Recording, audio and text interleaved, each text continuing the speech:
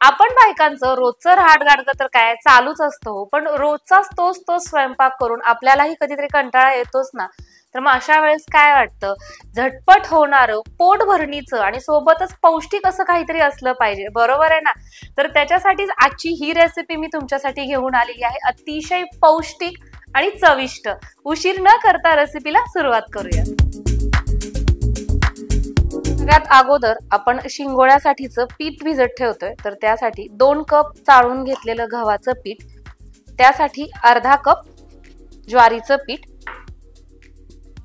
2 चमचे बेसन पीठ, पाव चमचा हळद, आलं लसूण कोथिंबीरची पेस्ट 1 चमचा, आणि तुम्हाला कितपत तिखट करायचे त्या हिशोबाने लाल चटणी. ही चटणी आपण घरी तयार केलेली आहे आणि या चटणीच्या ऑर्डर्स स्वीकारल्या जातात. चटणी बरोबरच अस्सल सोलापुरी चुलीवरती तयार केलेला काळा मसाला, थंडीसाठी स्पेशल असे लाडू यासारख्या अनेक पदार्थांच्या ऑर्डर्स घेतल्या जातात. तर त्याची इन्क्वायरी करण्यासाठी डिस्क्रिप्शन मध्ये त्याचबरोबर स्क्रीनवरती जो नंबर दिसत आहे त्याला फक्त व्हॉट्सअपला हाय करा, सगळी माहिती पुरवण्यात येईल. कोथिंबीर, चवीनुसार मीठ. आता हे पीठ आहे ना आपल्याला छान घट्टसर असं मळून घ्यायचंय. त्यासाठी थोडं थोडं करून पाणी वापरायचं.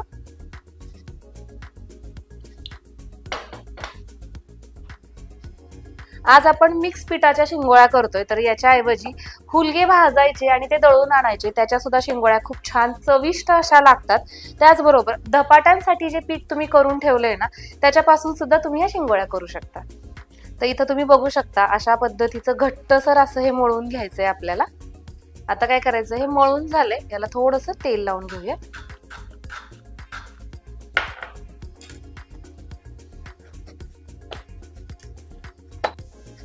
आता हे पीठ आपण असंच भिजत ठेवायचं एक 10 ते 15 मिनिटांसाठी.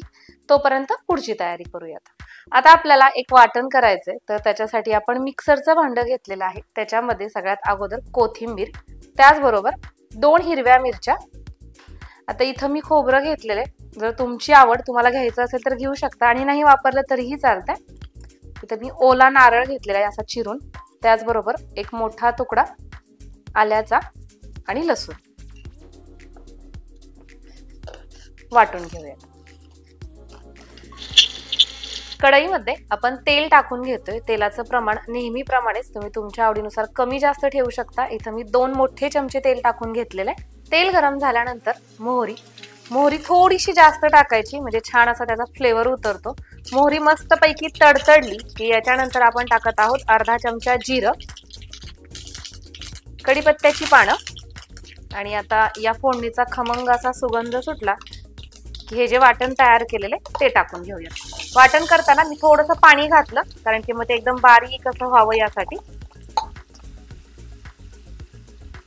तुम्हाला जर हिंग आवडत असेल तर ते सुद्धा टाकू शकता फोडणीत, फक्त ते वाटण टाकायच्या अगोदर टाकायचं तेलामध्येच. वाटण तयार करण्यासाठी आपण जे पाणी टाकलेलं होतं ते सगळं पाणी आटलेलं आहे आणि आपलं हे वाटण कोरडं झालेलं आहे. त्याचबरोबर जे वाटण आहे त्याला छान असं तेल सुद्धा सुटायला लागलेलं आहे. आता या स्टेजला आपण याच्यामध्ये मसाले टाकतोय. तर थोडीशीच हळद टाकलेली आहे, बेडगी मिरची पावडर अर्धा चमचा, घरगुती काळं तिखट जे की आपण घरी तयार केलेलं आहे छोटा चमचा, धणेपूड. हलवून घेऊया. मसाले सुद्धा तेलामध्ये व्यवस्थित असे परतले गेलेले आहेत. आता आपण याच्यामध्ये पाणी ओतून घेतो.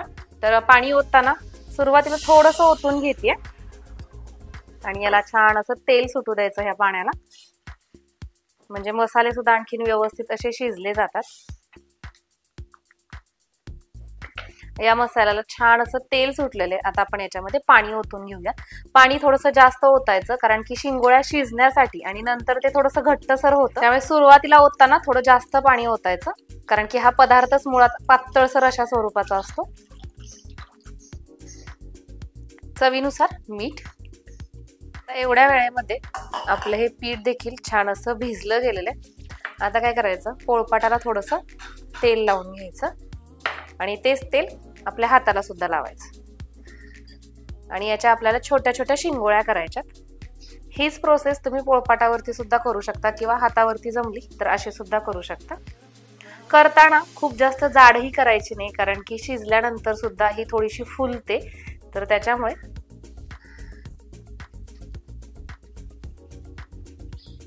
अशा पद्धतीची एवढी जाड मी हिला ठेवणार आहे. आता काही ठिकाणी काय केलं जातं, डायरेक्ट असा याचा गोल केला जातो, पण आमच्या इथे आम्ही अशा पद्धतीनं याला आकार देतो. आपल्या सगळ्या शिंगोळ्या इथं तयार झालेल्या आहेत. तोपर्यंत आपण ही जी आमटी केली आहे ना, त्याला सुद्धा मस्त दणकून अशी उकळी आली आहे. ज्यावेळेस आपण शिंगोळ्या या आमटीमध्ये सोडतो ना, तर त्यावेळेस अशा पद्धतीची उकळीच आली पाहिजे. थोडासा मीडियम मी गॅस करते, अशा पद्धतीची उकळी आली पाहिजे. या उकळीतच आपल्याला ह्या सोडून घ्यायच्यात. एकदम टाकायच्या नाहीयेत, असं एक एक एक करून टाकायचं.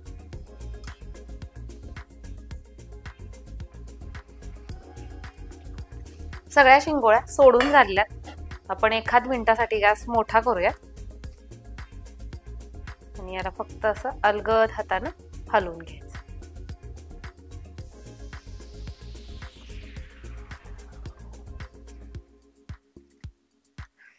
शिंगोळ्या टाकल्यानंतर अगदी थोड्या वेळातच ह्या अशा वरती आल्या आणि तुम्ही बघू शकता याची साईज. सुरुवातीला आपण ज्यावेळेस या तर्रीमध्ये त्या सोडल्या होत्या ना, त्यावेळेस थोड्याशा छोट्या होत्या.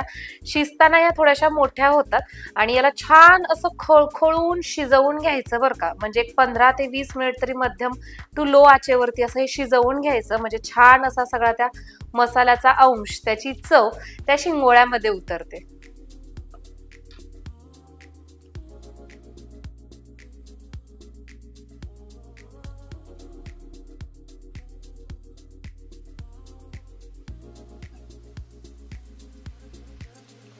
मला माहितीये आज आपण केलेली ही शिंगोळ्याची रेसिपी काही खूप जास्त वेगळी, युनिक अशा पद्धतीची नाहीये. हो, पण पारंपरिक मात्र आहे, जी की थोडीशी विस्मरणात चाललेली आहे. तर त्याच्यामुळे नक्कीच ही रेसिपी आज रात्री ट्राय करा. घरच्या लहानांनी, ज्यांनी कोणी खाल्लेली नाहीये, त्यांना टेस्ट करायला सांगा, त्यांना नक्की आवडेल. चला तर मग परत एकदा भेटूयात अशाच एका छानशा रेसिपी सहित. तोपर्यंत बाय बाय.